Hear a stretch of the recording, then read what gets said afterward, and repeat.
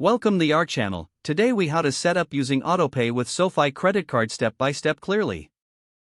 To set up Autopay with your SoFi credit card, start by logging into your SoFi account. Once logged in, navigate to the credit card section of your dashboard. Look for the option labeled Payments.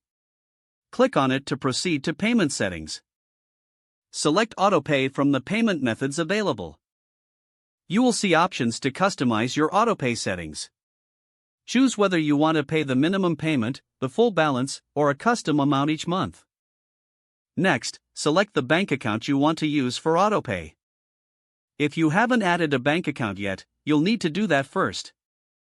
Follow the prompts to link your bank account securely. Once your bank account is linked, return to the Autopay setup.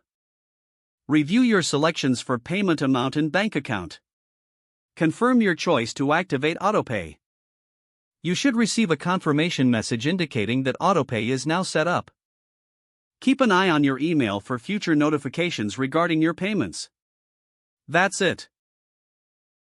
You're all set to make your credit card payments automatically with SoFi. If the page does not load, refresh the browser or try again in a private or incognito window. Make sure you are using the correct email address, then retype it carefully to avoid small typos. If your password is not accepted, use the reset option and create a new strong password you can remember. Check your spam folder for verification or security emails, then complete any requested confirmation steps. Enable two-factor authentication if available to improve account security and reduce unauthorized access risk. After signing in, review your profile details so your contact information and settings are accurate and current. If you see an error message, note it down and try again after restarting your device and internet connection. Log out when you finish, especially on shared devices, to keep your account and payment information secure. If the page does not load, refresh the browser or try again in a private or incognito window. Make sure you are using the correct email address, then retype it carefully to avoid small typos.